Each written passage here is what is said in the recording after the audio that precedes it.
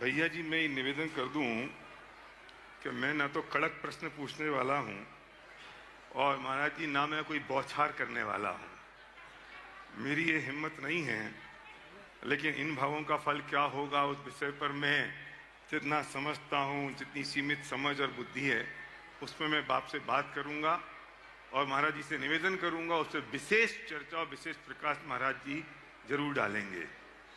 लेकिन मैं विषय पर आऊं उससे पहले मेरा मन मान नहीं रहा है। मैं परसों शिखर जी में था और नवीन गोधा जी मेरे साथ थे और मैं गुड़ायतन गया। मेरा दुर्भाग्य है कि मैंने सुना बहुत था पर गया पहली बार, और वहां जाके जो अनुभव केंद्र देखा, मैं किसी के आगे तो नहीं खड़ा हूं, मैंने जो वहां अनुभव केंद्र देखा, मेरा रोम रोम प्रफुल्लित हो गया। इसलिए नहीं कि बहुत बड़ी टेक्नोलॉजी वहां विकसित हो रही है, बल्कि इसलिए कि जैन दर्शन के इतिहास में पिछले 100 सालों में और अगले 100 सालों तक ऐसा प्रत्यक्ष रूप से फीलिंग के साथ कोई समोत्सरण में जा सकता है, समोत्सरण में घूम सकता है, महसूस कर सकता है। मैं संसार समुद्र में हूं और मैं मोक्ष का मार्ग मुझे मिल जाए, ऐसा प्रत्यक्ष दर्शन कोई अपनी आंखों से अनुभव कर सकता है तो वो गुणायतन में होगा, निश्चित तौर पर होगा। और मैं आज बहुत सौभाग्यशाली रहा कि दोपहर में जब मैंने महाराज जी से निवेदन किया तो उन्होंने कहा कि अभी आपने देखा नहीं है, जरा वो सॉफ्टवेयर देख तो लो। तो वो मेरे रोंगटे खड़े हो गए उसको देखते हुए। और मैं इस काल में मैंने जन्म लिया, जब मैं मोक्ष में जाऊंगा तो सही, निश्चित तौर पर, क्योंकि ये जनागम मिल गया है और ये सही तत्व ज्ञान मिल गया है। लेकिन उससे पहले मैं अनुभूति कर लूंगा। तो मेरा निवेदन ये है कि जल्दी से जल्दी वो पूरा हो जाए, जिससे हमारा समय पूरा हो, मनुष्य भव, उससे पहले हम उसकी का अनुभव कर सकें।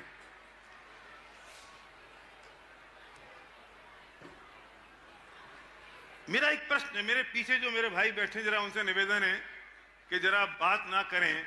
जब मुनराज बैठे हो, जिनवाणी विराजमान हो, तो आपकी एक एक शब्द निकलना, मुझे दुख हो रहा था जब महाराज जी बोल रहे थे और हम बात कर रहे थे। ये महा अभिनय का काम होता है भाई।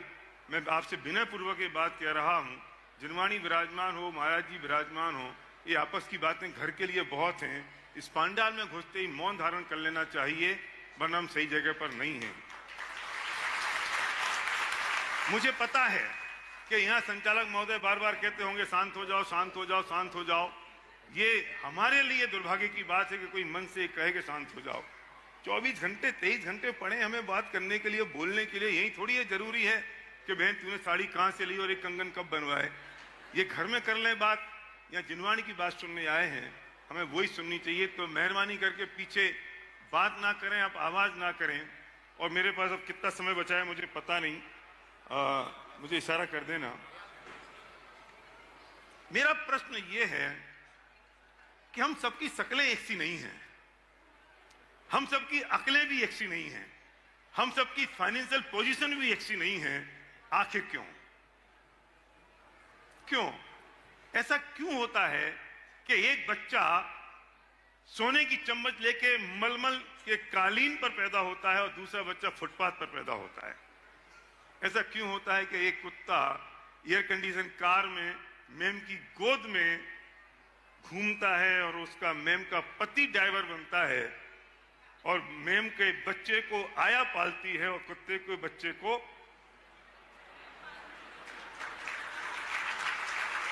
मैम साहब पालती हैं। मेरा प्रश्न ये है कि ऐसा कुत्ते ने क्या कर दिया? और बेचारा जो फुटपाथ पे काएं काएं करके, मैं भी आ रहा था तो यही एक फुटपाथ पे बेचारा परेशान हो रहा था, उसने क्या कर दिया? क्यों ऐसा होता है? हमने कभी सोचा भी नहीं, हमने कभी विचारा भी नहीं। मेरी समझ में जो बात है वो महाराज जी के सामने प्रस्तुत करता हूं, फिर महाराज जी उस पर प्रकाश डालेंगे कि भाई ये अपने अपने कर्मों का फल है। जो लोग ये बात कहते हैं कि किसने देखा पूर्व जन्म और किसने देखा अगला जन्म, मैं उनसे कहता हूं कि जो बच्चा आज पैदा हुआ वो उसके पूर्व के कर्म तो थे। ऐसा तो नहीं हो सकता क्या उसके जन्म के कर्म होंगे? कहीं तो पूर्व जन्म के उसके कर्म थे ना, जो आज पैदा हुआ। क्यों भिखारी की गोद में हुआ और क्यों रानी की गोद में हुआ? इसका मतलब पूर्व जन्म तो था, और जब पूर्व जन्म था भाई, तो अगला जन्म भी होगा। और जब एक पूर्व जन्म हो सकता है तो अनादिकाल के पूर्व जन्म हो सकते हैं, और एक अगला भव हो सकता है तो अनंत काल के अगले भव हो सकते हैं। मैं निवेदन करता हूं महाराज जी से, कृपया इस पर विशेष प्रकाश डालें और ये बात समझा दें, बता दें, जिससे लोगों को समझ आ जाए कि भैया अगला जन्म भी है, यहीं खत्म नहीं हो जाने वाला है सब कुछ। पहले तो मैं चाहूंगा एक बार एसपी भारी साहब का जोरदार अभिनंदन करें। आपने बहुत ही महत्वपूर्ण विषय को उपस्थित किया। मैं समझता हूं धर्म क्षेत्र में पदार्पण करने वाले हर व्यक्ति के मन में सबसे पहले ये सवाल आना चाहिए, बिल्कुल, कि मैं कौन हूं, मेरा क्या है, मैं क्या कर रहा हूं और मुझे क्या करनी चाहिए। मेरे साथ जो व्यवस्थाएं जुड़ी है और मेरी जो अवस्था बनी है, उसका कारण क्या है। यदि ये बातें हमारे मन मस्तिष्क में अंकित होती है, उभरती है, और इसका उत्तर हमारे भीतर से निकलता है, तो हमारी दृष्टि तत्व ज्ञान से जुड़ती है, आत्मोन्मुखी होती है, भेद विज्ञान प्रकट होता है, सच्चा श्रद्धांत जगता है, और तभी हमारे कल्याण का मार्ग खुलता है। बहुत खूब, बहुत खूब। परंपरागत संस्कारों से प्रेरित होकर धर्म करना अलग बात है, और जीवन की व्यवस्था को समझ करके धर्म से जुड़ना अलग बात है। हम सब भाग्यशाली हैं कि हम ऐसे परंपरा में पले बढ़े जन्मे लोग हैं जिन्हें हमें घुट्टी में धर्म का संस्कार मिला। हम धर्म तो कर रहे हैं, पर धर्म के मर्म से अनभिज्ञ हैं। हमें मर्म को पहचानना चाहिए। ये बात सबके मन मस्तिष्क में बैठनी चाहिए कि हम जिस संसार में रह रहे हैं उसमें मेरा एक अस्तित्व है, और मेरे उस अस्तित्व को प्रभावित करने वाला एक दूसरा तत्व है, वह है कर्म, जो हमारी चेतना को प्रभावित कर रहा है। उस कर्म से हमारी बाहर की व्यवस्था और भीतर की अवस्था दोनों प्रभावित होती है। आज जो भी संयोग हमारे साथ जुड़े हैं, उन सब संयोगों में महत्वपूर्ण भूमिका कर्म की है। बहुत खूब। हमारी जो भावधारा बनती बदलती है, इसमें भी कर्म की बड़ी भूमिका है। ये चलता रहता है। आपने पूछा ऐसा क्यों, मुझे घटना याद आ गई जी, कि मैं बिहार कर रहा था।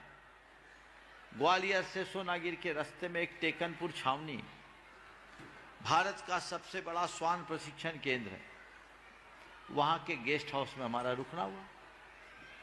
पता लगा वहाँ जो कुत्ते हैं उनकी अलग अलग रैंक है, एसपी, डीआईजी, आईजी जैसी रैंक।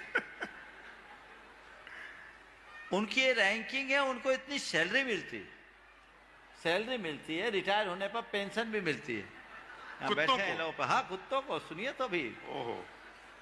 जब वहाँ के अफसरों ने मुझे बताया, मेरे साथ के युवकों ने कहा कि महाराज इन कुत्तों का तो बड़ा पुण्य है, इन कुत्तों का तो बड़ा पुण्य। मैंने कहा बिल्कुल सही में इनने बड़ा पुण्य किया होगा, लेकिन थोड़ी सी मायाचारी कर दी तो कुत्ते बनकर एसपी, आईजी, डीआईजी बने। वाह वाह, बिल्कुल, बहुत खूब।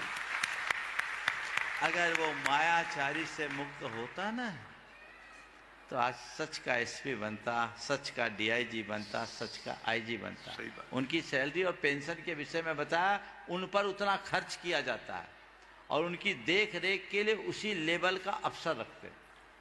ये सरकार की व्यवस्था, ऐसी व्यवस्था है ना। तो ये चीजें हैं। तो ऐसा क्यों हुआ? ये सब हमारे अच्छे बुरे कृत्यों का ही फल है। हम जैसा करेंगे वैसा भरेंगे। ये बात गांठ में बांध के रखिए। आज एक कुत्ता मेम की गोद में पल रहा है, उसका पति यदि ड्राइविंग कर रहा है। एक तो मैंने और बड़ा विचित्र किस्सा सुना जी, एक का डाइवोर्स हुआ। जैन समाज की बात बोल रहा हूं। कुत्ते का या आदमी का? आदमी का। पति पत्नी का डाइवोर्स हुआ और डाइवोर्स का कारण सुन के आप लोग हंसोगे। पत्नी ने कहा आप मेरे पेट का केयर नहीं करते। ओहो, माने आप हमारे कुत्ते पर ध्यान नहीं देते, इसलिए हम आपके साथ नहीं रहे। मुझे लगता है वो पिछले जन्म का प्रेमी रहा होगा। बिल्कुल। माया जारी करके कुत्ता बन गया और प्रेम का संस्कार आज भी दोनों में बना है। ये जितने कुत्ते हैं ना, या पुराने सेठ होंगे और धर्म भी किए होंगे। अगर मुझे केवल ज्ञान या अवधि ज्ञान होता तो मैं पत्ता खोल देता। भगवान के पास जाओगे तो खुलेगा। लेकिन जरूर उन्होंने ऐसा किया होगा जिसके कारण ये हो रहा है। कुत्ता बन करके भी राज भोग रहा है। बस मैं आप लोगों से ये कहता हूं, उनको देखकर एक प्रेरणा लेना। आज उसके साथ ऐसा हो सकता है तो कल मेरी भी बारी आ सकती है। बहुत खूब, बहुत बढ़िया, बहुत बढ़िया। एक बात इसमें और जोड़ूंगा जी, कर्म बहुत बड़ी ताकत रखता है। लेकिन हमें अपने हृदय में एक बात बैठानी चाहिए कि कर्म की सत्ता से बड़ी धर्म की सत्ता है। बहुत खूब।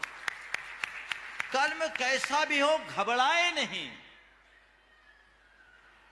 जीवन के मर्म को पहचाने, धर्म को धारे, ताकि कर्म की जड़ उखाड़ी जा सके। बहुत खूब, बहुत बढ़िया, बहुत खूब। और जीवन को बेहतर बनाया जा सके। जी, मैं इसमें एक पंक्ति पूजन में आती है कि कर्म विचारे कौन, भूल मेरी अधिकाई। हम हो सकता है बहुत सारी कर्म की बात आज करें, लेकिन वे कुछ नहीं है, मेरी भूल है, इसलिए वे कर्म बंध रहे हैं। महाराज जी ने बात करी, घुट्टी में हमें ये जैन दर्शन मिल गया।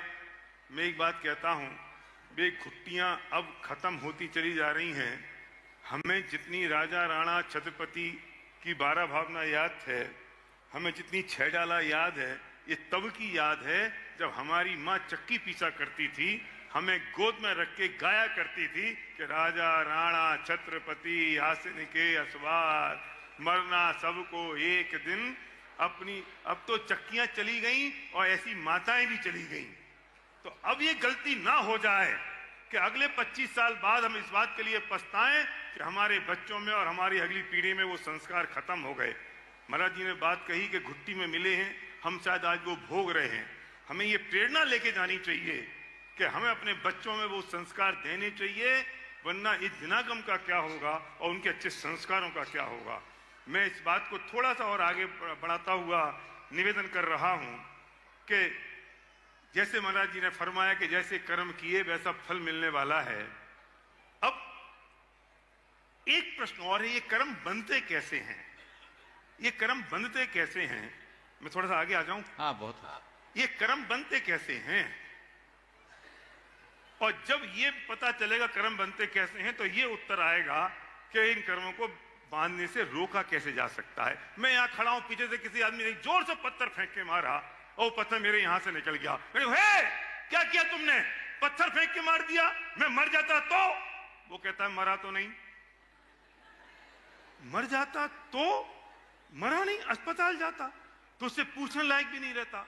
वो क्या सोच रहा है कि सर फूटता तो हिंसा होती, कुछ हुआ नहीं ना, तो हिंसा किस बात की?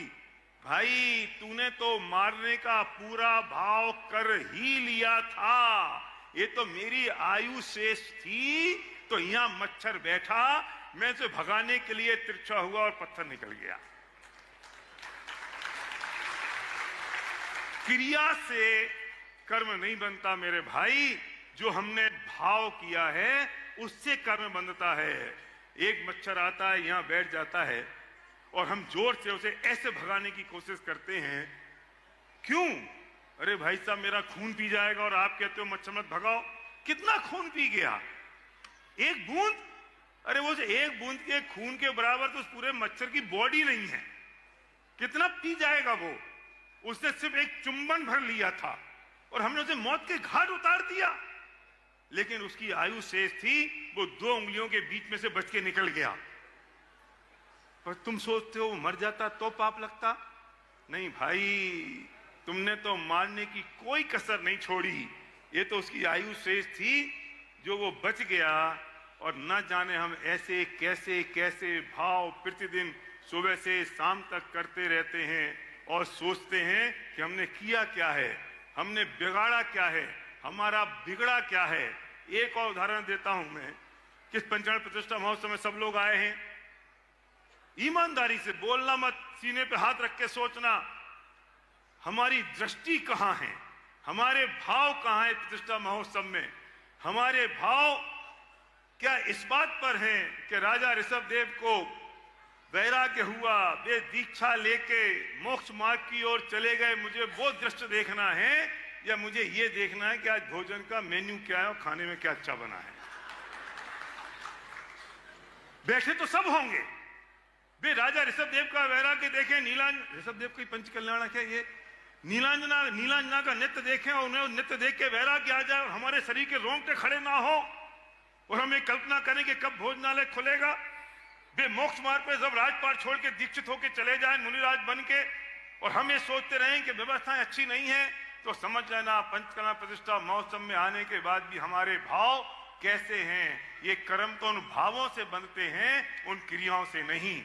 महाराज जी से निवेदन है कि ये आपके अनुभव, आपके अध्ययन और गहरी सोच से थोड़ा प्रकाश और डालें इस विषय पर, जिससे आज से कम भाव तो सुधर जाए। महाराज जी, बहुत ही अच्छी बात आप सबके बीच रखी गई। सच्चाई यही है कि भाव का ही प्रभाव होता है जी। हमारे गुरुदेव कहते थे कि माल से व्यक्ति मालदार नहीं होता, भाव से मालदार होता। किसी के पास, गुरुदेव ऐसा कहा करते थे, किसी के पास बहुत माल हो और भाव गिर जाए तो रोड पर आ जाए। बिल्कुल होता है ना, माल बहुत है, भाव गिर गया, रोड पर आ गया जी। और माल थोड़ा है, भाव बढ़ गया तो वो शिखर पर चला गया। तो ये सूत्र है, अगर अपने आप को शिखर पर रखना चाहते हो तो अपनी भाव विशुद्धि पर ध्यान दे। भाव ही हमें चढ़ाते हैं और भाव ही हमें गिराते हैं। हम अपने भावों की तरफ ध्यान दें। ये बात सत्य है कि हम क्रियात्मक धर्म के प्रति जितनी तत्परता दिखाते हैं, भावनात्मक धर्म को उतना ही गौण कर देते हैं। उसके पीछे हमारे संस्कार हैं, हमें उन संस्कारों को हटाना चाहिए। धर्म को हम एक आवरण की तरह ओढ़ते हैं। संत कहते हैं धर्म आवरण नहीं आचरण है। बहुत खूब, बहुत खूब, बहुत बढ़िया। विशुद्ध आचरण, भाव विशुद्धि युक्त आचरण, उस पर हमारा फोकस होना चाहिए। अगर हमारे भाव अच्छे नहीं तो उसका फल कभी अच्छा नहीं होगा। अपने भावों में स्थिरता बनाए रखने के लिए, खासकर ऐसे धार्मिक कार्यक्रमों में जब आप लोग आते हैं, उसके लिए मैं संदेश देता हूं जी। भाव आपके अच्छे होंगे यदि आयोजन के प्रयोजन को सामने रखोगे। बहुत बढ़िया, बहुत बढ़िया, बहुत बढ़िया। आयोजन का प्रयोजन मेरे आंखों में होना चाहिए। आचार्य कुंद ने हम मुनियों को अपने भावों की स्थिरता को बनाए रखने के लिए एक संदेश दिया जी, कि अपनी दीक्षा का प्रयोजन याद रखना। बहुत खूब, बहुत बढ़िया, बहुत बढ़िया, बहुत। तूने दीक्षा क्यों लिया? तेरे दीक्षा का प्रयोजन क्या हो? दीक्षा की तिथि कभी मत भूलना। बिल्कुल। दीक्षा का प्रयोजन तेरे मन मस्तिष्क में होगा, तभी तेरी दीक्षा में स्थिरता आएगी और तभी तू अपनी दीक्षा को निभा पाएगा। बहुत खूब। तो जब हम मुनियों के लिए ऐसा कहा तो आप लोगों के लिए भी तो ये बात लागू होगी, होगी कि नहीं होगी, बोलो। उससे ज्यादा तो हमें आज लागू करना है और एक मन में प्रण करके जाना है। सब जानते हैं कि हमारे भावों का ही सब शुभाशुभ फल होता है। ये सब पंडित लोग हैं। जी जी बिल्कुल। हमारे समाज में तो घर घर पंडित है जी सब ज्ञानी है ना। पंडित बोलने में शायद आप लोग बुरा लगता है, ज्ञानी बोल दो तो खुश हो जाएंगे, है ना। सब ज्ञानी हैं, तो सब ज्ञानी हैं, लेकिन अब हमें ये तय करना है कि हमें अपने जीवन की दिशा क्या बने। अपने संस्कारों के ऊपर जब तक हम हावी नहीं होंगे हमारी जीत नहीं होगी। हमें संस्कारों को जीतना है, उन पर हावी होना है और आगे बढ़ना। बहुत खूब, बहुत बढ़िया बात महाराज जी ने कही। हाँ, जोरदार तालियां इस बात पे बजाएं। जब उन्होंने अपने लिए बात कही और आचार्य कुंद देव का उदाहरण दिया, आप समझो महाराज जी का स्वाध्याय कितना गहन है। और उन्होंने अपने ऊपर ये बात कही कि जब तेरे परिणाम कमजोर पड़े तो वो समय याद करना जब दीक्षा ली थी और जब वैराग्य हुआ था। हमें ये निर्णय आज करके जाना चाहिए कि जब भी मेरे मन में कुछ विकारी परिणाम आए तो ये जो कल, आज गर्भ कल्याणक है ना यहाँ पर, परसों दीक्षा कल्याणक होगा। जब दीक्षा कल्याणक होगा, राजा ऋषभ देव को जब वैराग्य होगा तो क्या संवाद होगा, किस वजह से उनको वैराग्य हुआ, क्या माहौल बनता है, क्या वातावरण बनता है। हम प्रतिदिन ये भावना भाएं कि कब ऐसा दिन आए जब मैं घर छोड़ वन की ओर जाऊं और मैं मुनिराज बन जाऊं। वो भावना प्रतिफलित होती है। और इसलिए ये मनुष्य जन्म मिला है भाई, और ये कितना मुश्किल से मिला है महाराज जी। यहां होगा शायद परसों तब कल्याणक के दिन कि देव और मानवों में चर्चा चल पड़ी कि अब उनकी पालकी कौन उठाएगा जब जंगल की ओर लेकर जाएंगे। और इंद्र सौधर्म जिसके पास इतना वैभव है, वो प्रार्थना करता है मनुष्यों से, मनुष्य मतलब आप और मैं, ये प्रार्थना करता है कि भाई मेरा सारा वैभव ले लो और मुझे कुछ पलों के लिए मनुष्य भव दे दो। इतना कीमती मनुष्य भव हमें मिल गया है, इतना कीमती। लेकिन गलती क्या हो गई है, कितनी आसानी से मिल गया है, हमें ऐसा लगता है, तो उसकी कीमत नहीं है। खाने पीने में और मौज मस्ती में ये हर पल खत्म होता चला जा रहा है। ये मनुष्य भव हमें मिल गया है। लोकांतिक देव जब वैरागी की चर्चा करेंगे, राजा ऋषभ देव के वैरागी की चर्चा लोकांतिक देव करेंगे, तो मुझे लगता है लोग ये समझेंगे अब तो पंच कल्याणक खत्म हो गया, तो अब घर जाओ। अरे भाई, वो तब कल्याणक से तो शुरू हुआ है, तब कल्याणक से तो शुरुआत हुई है। पर हम राग रंग के रसिया लोगों को वो जन्म कल्याणक तक की धूमधाम देख के लगता है कि अब पूरा हो गया, घर चलो, और भीड़ आधी रह जाती है। ये मनुष्य भव जो महाराज जी ने फरमाया कि इतने इस संस्कारों के कारण मिला है और ये इतना कीमती है, इन्हें हम ऐसे ही फोकट में लुटा देंगे और खत्म कर देंगे तो भाई ये मनुष्य हाथ से छूट जाएगा जैसे हाथ में रखी हुई अंजुली में से जल छूट जाता है। महाराज जी, इस मनुष्य भव को कैसे सार्थक किया जाए, मुझे याद दिला रहे हैं नवीन गोधा, शिखर जी में थे वो मेरे व्याख्यान में, और मैंने ये बात कही थी, आप उसे प्रमाणित करें कि ये मनुष्य भव इतना कीमती है और एक गेम चेंजर है। ये मनुष्य भव सिद्धांत गेम चेंजर है कि अगर यहां से उठे तो मोक्ष जाएंगे और गिरे तो सीधे निगोज जाएंगे। बहुत ही अच्छी बात है। काश हम इस दुर्लभता को समझ पाते। हम सबके साथ दुर्बलता यही है कि जो इतनी दुर्लभता से मिली है, हमें उसकी दुर्लभता का बोध ही नहीं। बहुत खूब। हमारे जीवन की विडंबना है कि हम सब चीजों का मूल्यांकन करते हैं। आपके घर में रखी एक एक वस्तु का आपने मूल्यांकन किया, यहाँ तक कि कबाड़ खाने में रखी चीज का भी आपने कोई ना कोई मूल्यांकन कर रखा होगा कि रुपये 2 रुपये किलो कबाड़ी तो खरीद ही लेगा, लेकिन संभवतः जीवन का कोई मूल्यांकन नहीं किया है। जीवन का कभी कोई मूल्यांकन नहीं किया। जी हमारी कितनी सांसें खो गई, कितनी सांसें बची है, इसका कोई हिसाब किताब शायद नहीं।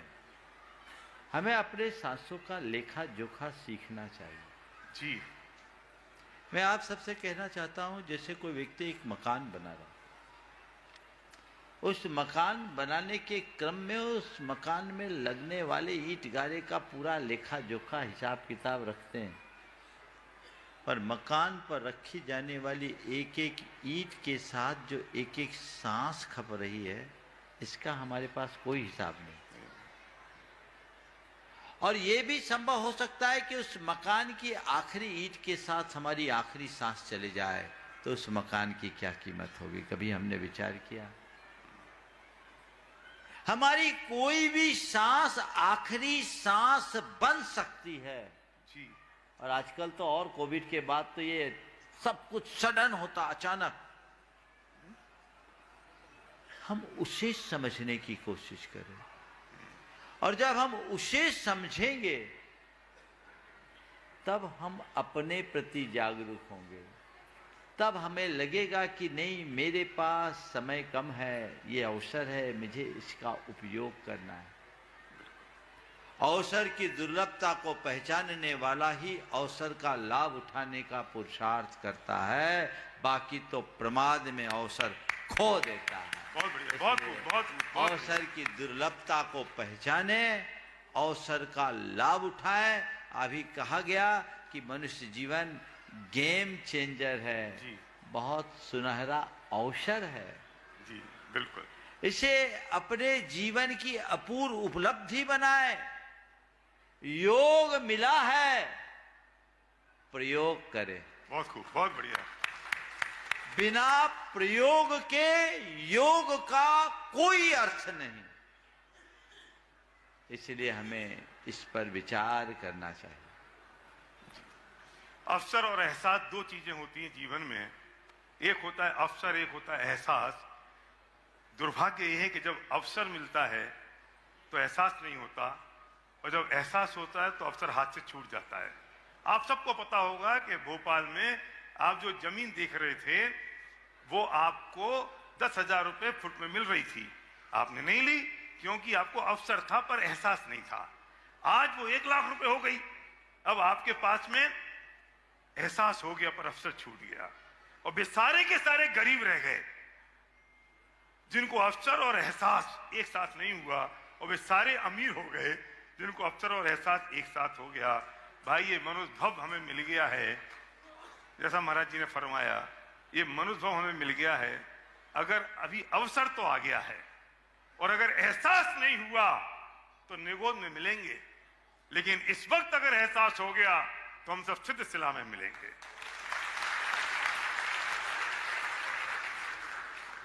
ये अवसर चूकने जैसा नहीं है, चूकने जैसा अवसर नहीं है भाई।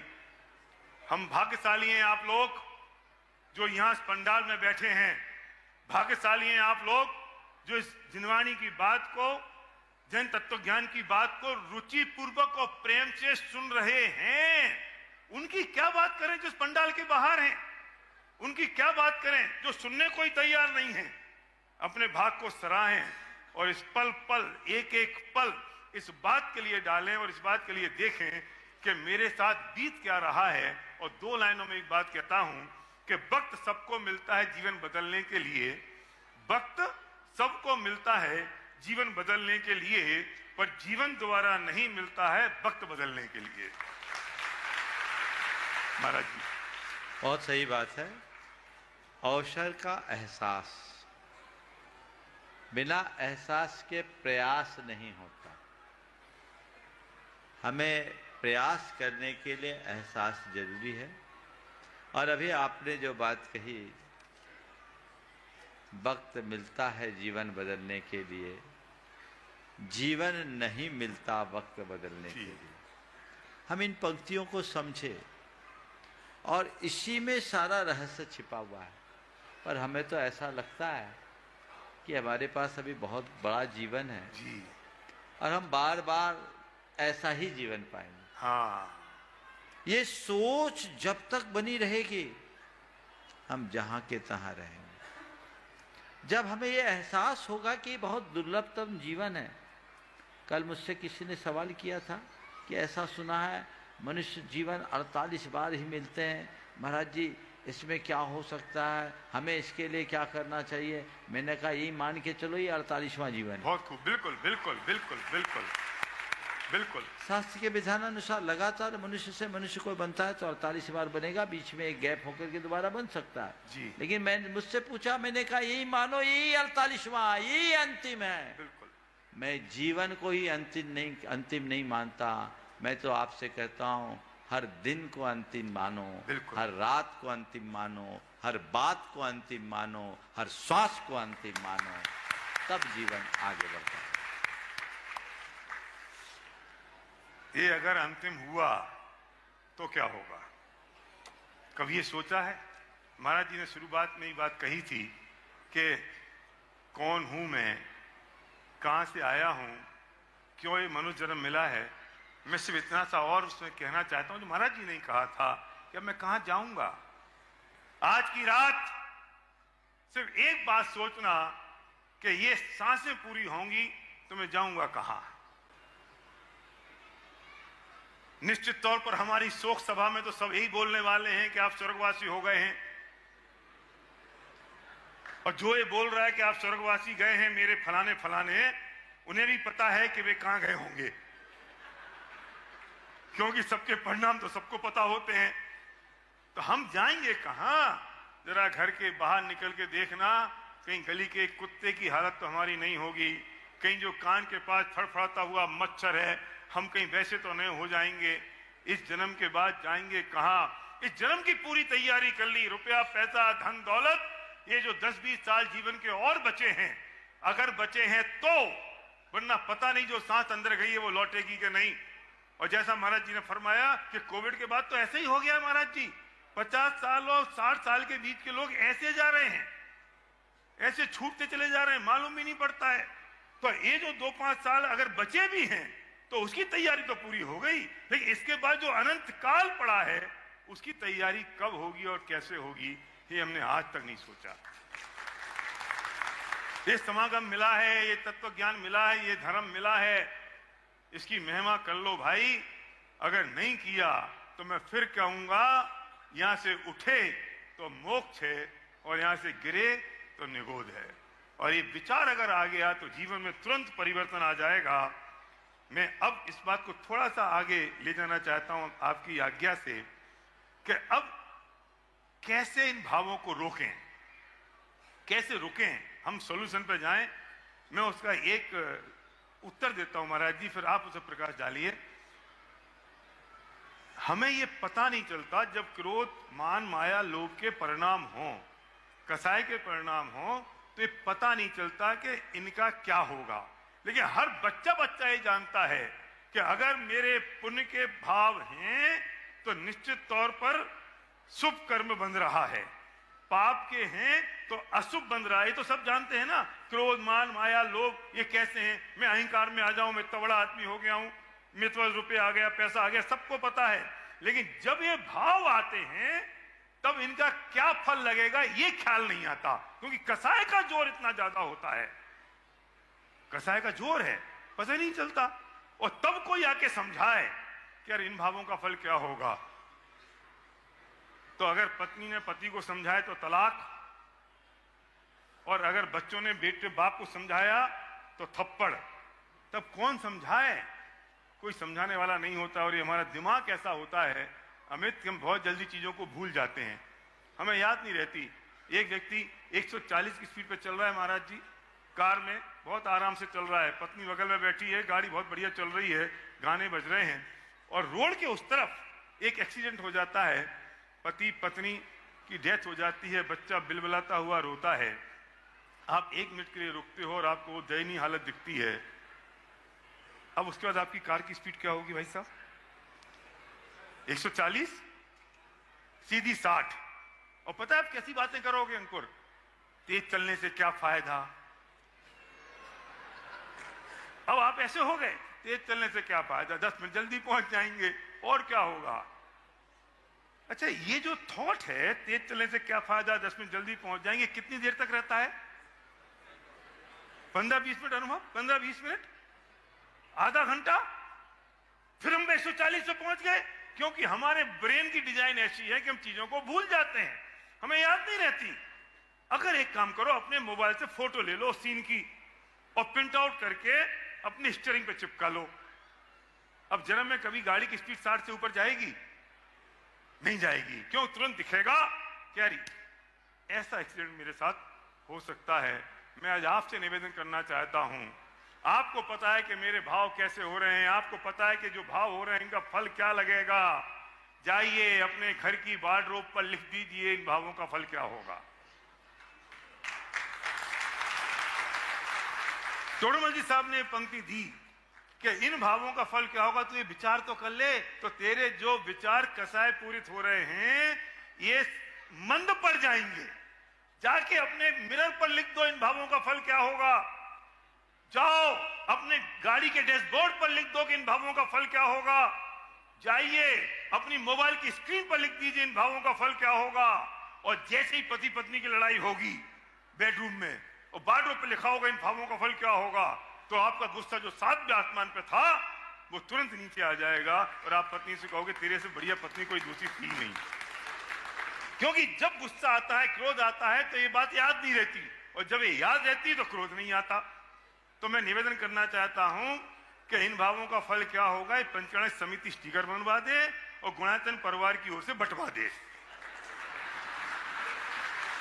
देखिए, हम तो ये रोज काम कर रहे हैं और इसी को हम भावना योग बता रहे हैं जी। हमें क्या करना है उसका स्मरण रखना ही भावना योग।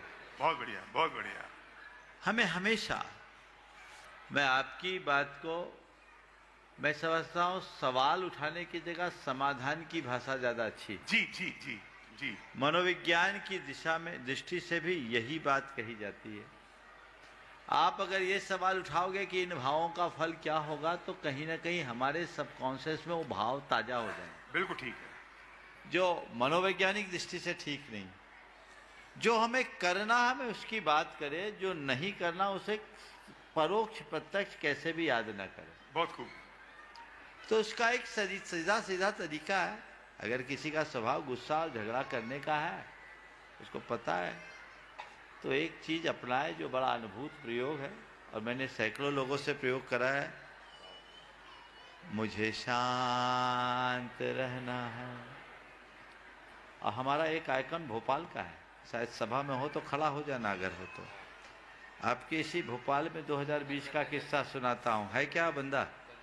चंदन नगर वाला आया अभी, सुबह आता है। तो मैं यहाँ आया जी। तो मंदिर से दर्शन करके निकल रहा था। एक व्यक्ति आया और वो उसकी धर्मपत्नी थी, मोटरसाइकिल थी, मोटरसाइकिल पर लिखा था मुझे शांत रहना है। देखा भावना योग लिखा था। क्या है? धर्मपत्नी ने कहा महाराज आपकी भावना योग का चमत्कार। क्या मामला? बोले महाराज ये प्रचंड क्रोधी थे, प्रचंड क्रोधी वो व्यक्ति। हाँ, उनके सामने बोल बहुत आरजू मिन्नत करके मैं 52 गजा आपके भावना योग के शिविर में ले गए। ये 3 दिन का शिविर अटेंड करके आए। महाराज जी तब से जैसा आपने समझाया वे वैसा ही भावना योग करते आ रहे। और महाराज जी अगस्त में गए थे, अभी आप जनवरी हैं, 5 महीने बीते हैं और महाराज जी एकदम शांत मूर्ति हो गए। अब इनको गुस्सा नहीं आता। महाराज जी मैं कह सकती हूं कि पश्चिम का सूरज पूरब आ गया। ये भावना योग है और हमारी पूरी आध्यात्मिक साधना यही बताती है, मैं जो हूं उसे याद करूं। बहुत खूब, बहुत खूब। जो नहीं हूं उस पर ध्यान ही न दूं। बहुत खूब। मुझे जो करना है उसका ख्याल रखूं, बिल्कुल। जिससे बचना उसको भूल जाऊं। बहुत खूब। यदि ये सकारात्मक दृष्टिकोण हमारे अंतर मन में बैठेगा तो हम सुनिश्चित तौर पर अपने जीवन में बड़ा बदलाव घटित कर सकेंगे। लेकिन मैं एक बड़ी विसंगति देखता हूं, धार्मिक जनों में भी देखता हूं, कि हम लोग बातें बड़ी बड़ी करते हैं, प्रैक्टिस जीरो है। बिल्कुल बिल्कुल ऐसे ही है। संत कहते बातें करने से काम नहीं होगा, हमें काम करना होगा। एक दिन गुरुदेव ने, हम लोग बैठे थे और चर्चा में अचानक एक वाक्य कहा, चिंतन मंथन प्रवचन बहुत हुआ। हम लोगों से कहा, चिंतन मंथन प्रवचन बहुत हुआ, अब कुछ करिए। बहुत तो महानुभाव आपसे भी कहता हूं, बहुत हुआ, अब कुछ करिए, जहां हो वहां से एक कदम आगे बढ़िए। बहुत बढ़िया, बहुत बढ़िया, बहुत बढ़िया। बच्चन जी की ये पंक्तियां बड़ी सार्थक लगती है जी। कुछ लिख के सो, कुछ पढ़ के सो, कुछ लिख के सो, कुछ पढ़ के सो, जिस जगह जागा सवेरे उस जगह से बढ़ के सो।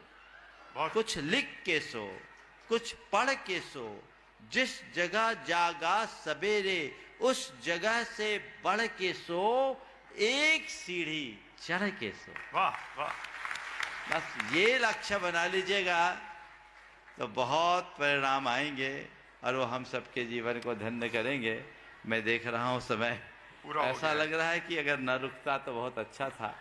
और मैं मानता हूँ ऐसी ही तत्व चर्चा से अहमिंद्रों के 33 सागर क्या बात कही, क्या बात हमें कही। ऐसी ही बातें करते रहना चाहिए। मैं समझता हूँ आज का ये सत्र अपने आप में एक अनूठा प्रयोग बना है। आगे भी हम लोग इस तरह के परिसंवाद को जारी रखने का